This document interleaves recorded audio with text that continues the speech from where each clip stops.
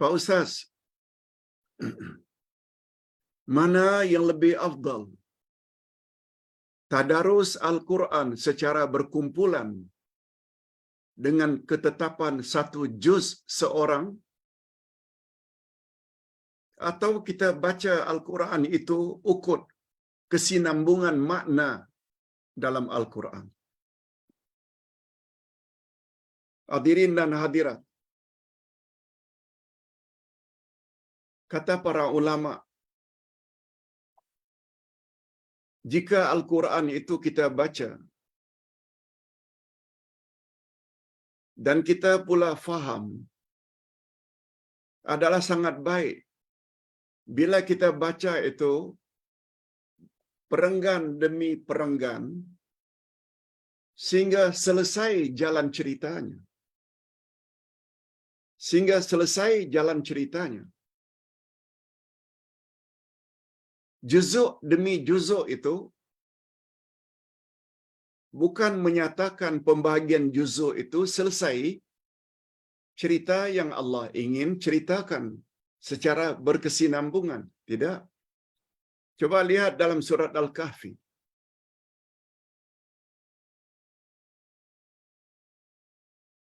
Ada cerita Zulkarnain, ada cerita Ashabul Kahfi.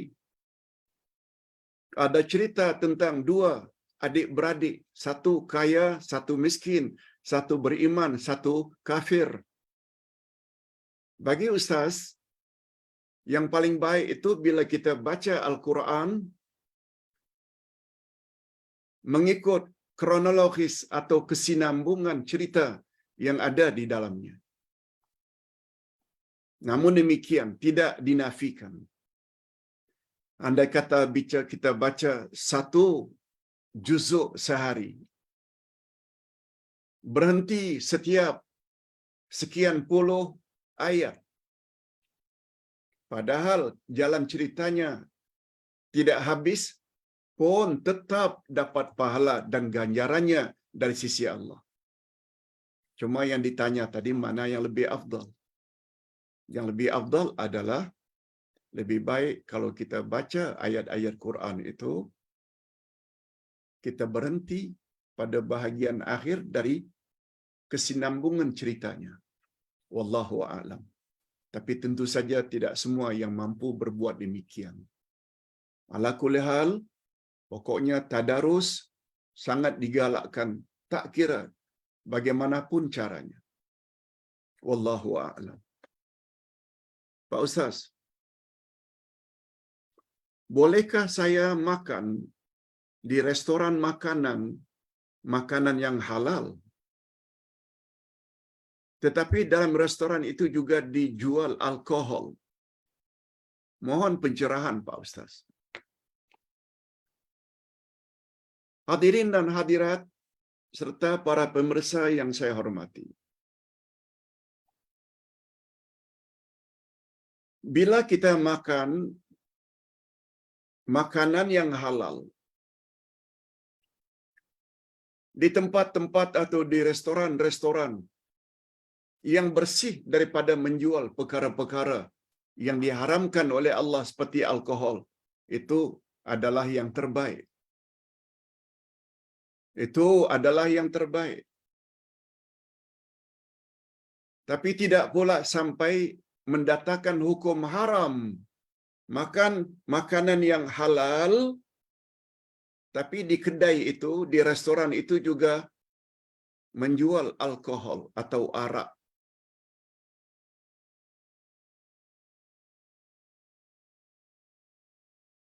Makanan yang halal tetap halal. Tidak boleh kita katakan makanan yang halal itu jadi haram karena tempat itu ada menjual alkohol. No.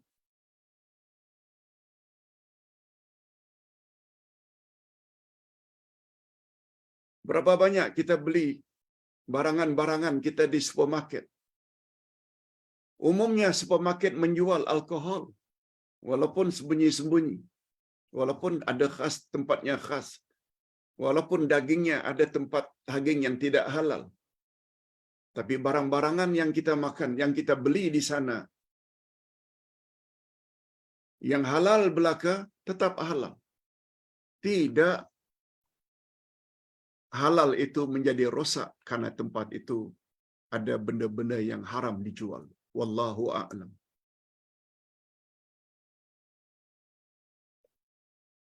Pak Ustaz, bolehkah kita amalkan membaca surat Al-Waqiah setiap hari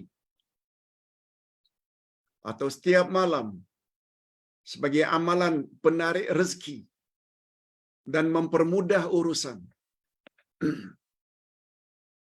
Hadirin dan hadirat, bila kita rujuk fadilat surat Al-Waqiah,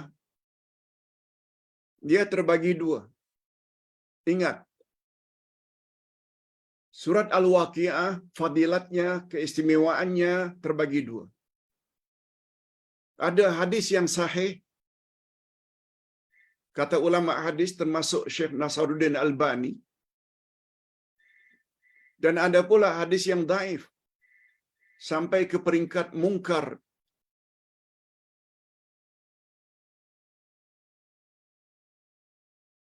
Apa dia yang sahih, Pak Ustaz? Nabi sallallahu alaihi wasallam bersabda,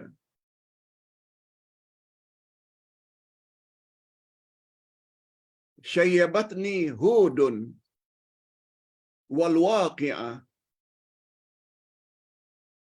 wa amma yatasaalun wal mursalat." Hadis sahih.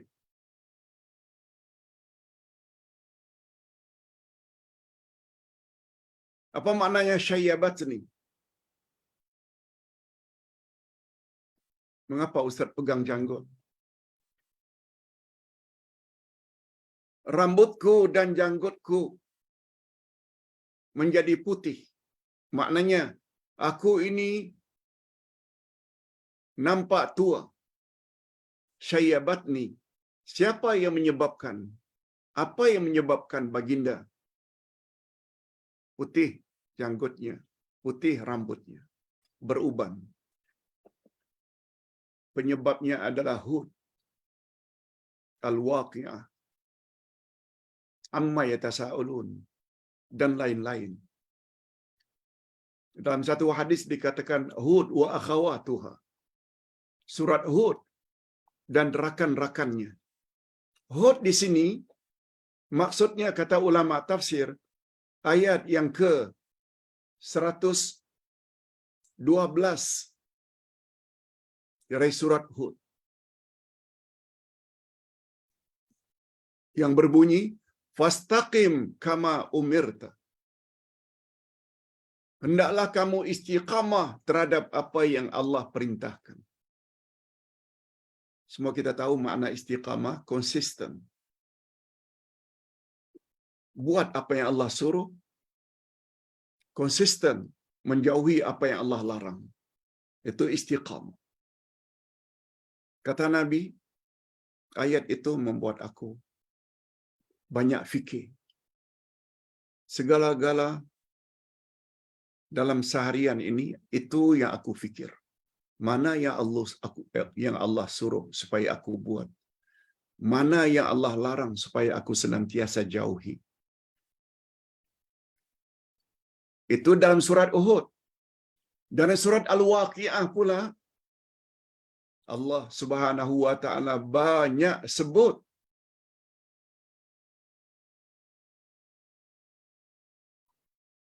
berbagai jenis azab di akhirat. Berbagai jenis azab di neraka. Di samping itu Allah Subhanahu wa ta'ala sebut berbagai nikmat di dalam syurga. Maknanya Nabi banyak fikir. Manusia bila banyak fikir, memang rambutnya akan cepat berubah. Karena banyak fikir. Itu antara lain hadis, ini belum lagi kita bercakap amma yatasaalun. Itu sebabnya juz amma ini dalam bulan Ramadan tolong dengar setiap hari satu surah. Sebagaimana kod QR code dulu yang kita telah kirim. Dari Amma Yatasaalun hingga surat An-Nas.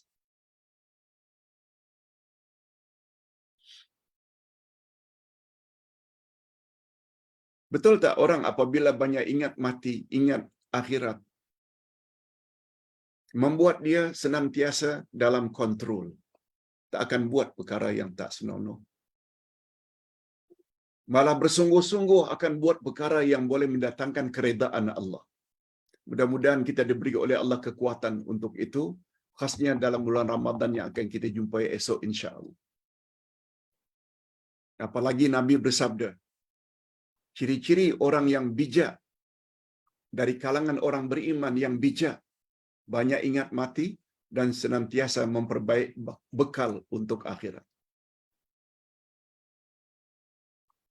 Nanti malam insya-Allah Ustaz akan kirim satu video dalam bahasa Arab. Ustaz coba untuk Ustaz terjemahkan supaya jemaah dapat manfaat. Sungguh cantik kata-kata Syekh tersebut. Kita boleh dengar ucapannya dan kita boleh baca apa yang Ustaz terjemahkan. Adapun surat Al-Waqiah yang dhaif, dia berbunyi man qara'a surat Al-Waqiah fi kulli lailatin lam yusibhu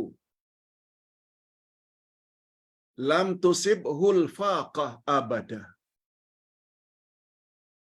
Man qara'a surat Al-Waqiah fi kulli lailatin lam tusibhu faqatun lam tusibhul faqatu abadan.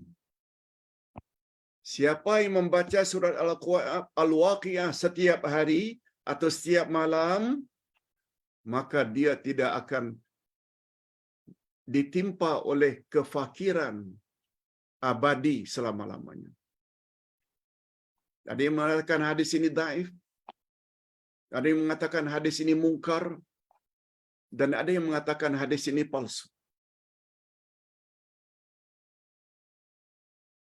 Ustaz jawab ini berdasarkan pencarian Ustaz pagi tadi, supaya Ustaz boleh jawab dengan lebih sempurna. Al-Waqiah ada baiknya, sebagaimana tadi kita dah sebut. Apalagi bila kita baca Al-Waqiah, kita faham maknanya, membuat kita memang banyak fikir tentang mati, dan selanjutnya kita akan menjadi manusia yang berakhlak mulia. Bermacam-macam azab Allah sebut di dalam surat Al-Waqiah. Sebabnya Nabi gunakan istilah syayyabatni hudun wal waqiah, yang telah membuat rambutku ini cepat putih adalah Hud dan surat Al-Waqiah dan surat Amma Yatasaalun. Wallahu a'lam. Hadirin dan hadirat rahimakumullah. Adapun yang keempat,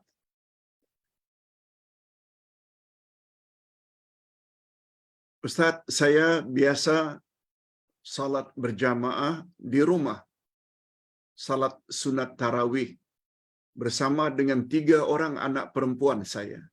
Kami buat 8 rakaat.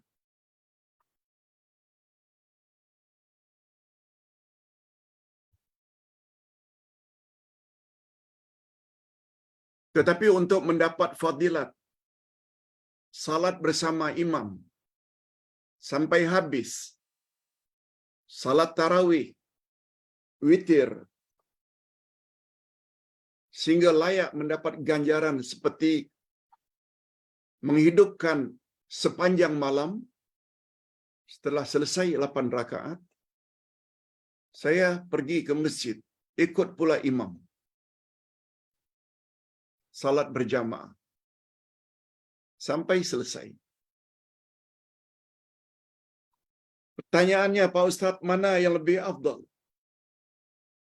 Saya terus imami anak-anak di rumah bersama 3 anak perempuan saya. Atau selesai itu saya pergi ke masjid untuk mendapat fadilat itu. Jawab ringkas dari Ustaz, hadis berbunyi siapa yang ikut qiyam Ramadan, yaitu tarawih witir bersama imam hingga selesai, salat berjamaahnya, dia layak mendapat ganjaran seperti menghidupkan semalaman suntuk malam itu. Hadirin dan hadirat, bila puan mengimami 3 orang anak perempuan puan di rumah, itu kan namanya berjamaah juga. Walaupun 8 rakaat, itu namanya tarawih juga. Malah itu yang diamalkan oleh Rasul sallallahu alaihi wasallam. Ndak buat 20 tambah 3 witir juga boleh. Sebab itu yang dilakukan oleh Umar bin Khattab radhiyallahu anhu. Malah ndak buat lebih dari itu pun boleh, 36. Ditambah dengan 3 jadi 39. Sebab itu pernah dilakukan oleh Utsman ibnu Affan. Kedua-duanya adalah khulafaur rasyidin. Rasulullah sallallahu alaihi wasallam pernah berpesan, berwasiat menjelang wafatnya, man ya'ish minkum fasayara ikhtilafan katsira. Alaikum bisunnati wa sunnatil khulafa ar-rasyidin al-mahdiyyin min ba'di. Addu 'alaiha bin nawajiz.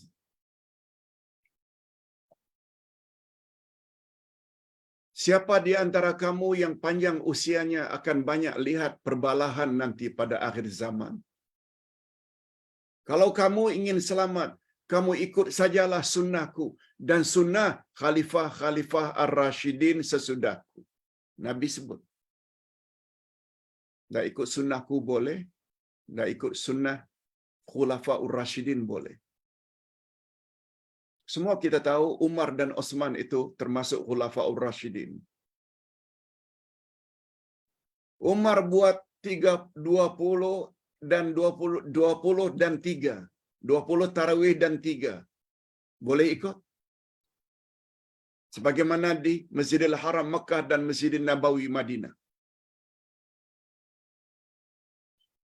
Malah siapa yang ingin ikut sunnah Sayyidina Utsman juga boleh. 36 dan 3, 39. Kalau mampu. Tapi yang Nabi buat sallallahu alaihi wasallam sebagaimana pengakuan Aisyah radhiyallahu anha, ada 2 riwayat. Ada Nabi buat 11, 8 dan 3, dan ada yang Nabi buat 13, 10 dan 3. Singkatnya, nasihat Ustaz, tak buat yang mana satu, dibolehkan. Kita ada keluasan dalam hal ini. Nah, yang terakhir, pertanyaan yang terakhir. Pak Ustaz, boleh tak kita witir setelah Isya?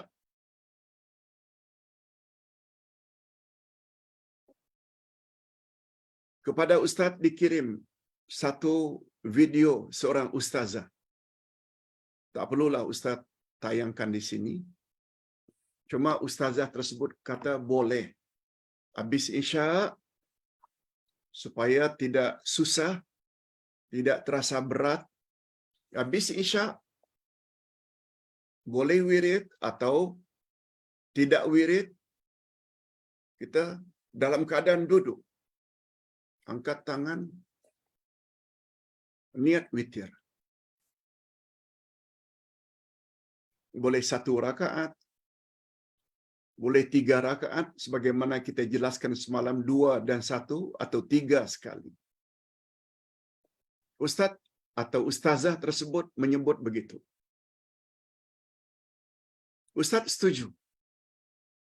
Tapi ada beberapa perkara yang Ustaz perlu tambahkan yang barangkali ustazah tersebut lupa tidak sebut.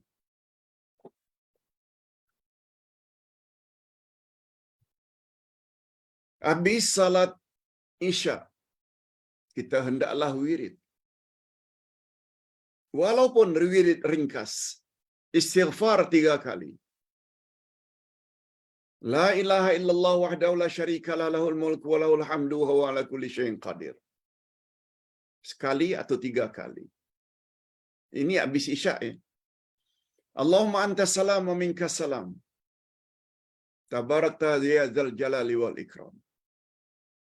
Allahumma la mani'a lima ataita wa la mu'tiya lima mana'ta wa la yanfa'u dzal jaddi minkal jadd.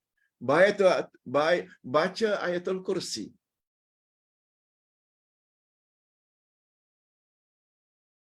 Baca wirid subhanallah walhamdulillah Allahu akbar. 33 ditutup la ilaha illallah wahdahu la syarikalah lahul mulku wa lahul hamdu yuhyi wa yumiitu wa huwa ala kulli syai'in qadir. Itu zikir ringkasnya. Wirid itu bagus dibaca. Setelah wirid, kalau tidak mau sepanjang itu pun, paling kurang kata para ulama, setelah istighfar 3 kali, baca Allahumma anta salam wa minka salam tabarakta ya dzal jalali wal ikram. Itu wirid yang paling ringkas. Setelah itu, jangan langsung witir. Buat dulu ba'diyah Isya.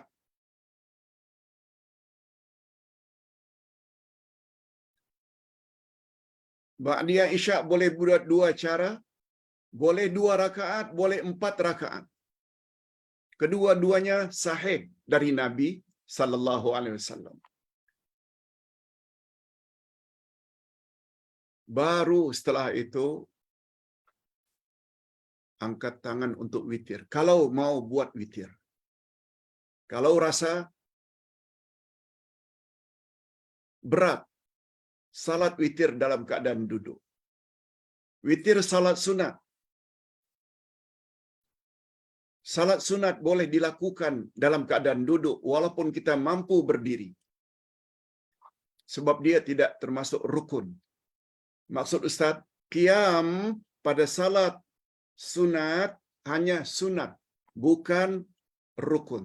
Sebagaimana salat fardu.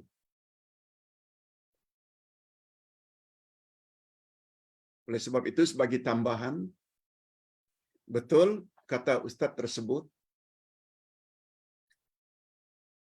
boleh witir setelah Isya. Cuma Ustaz nak tambahkan sedikit, perlu wirid setelah Isya walau wirid pendek. Setelah wirid pendek, ikuti dengan salat sunat 2 rakaat ba'diyah Isya.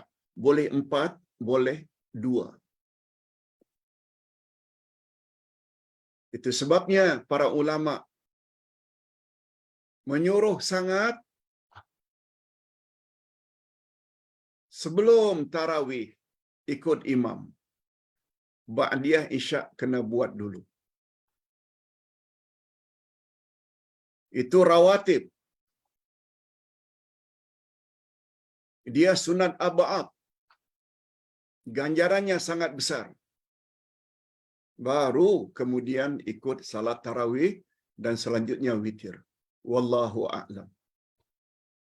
Ustaz kira cukup sampai di sini dulu kuliah terakhir kita untuk sesi ini.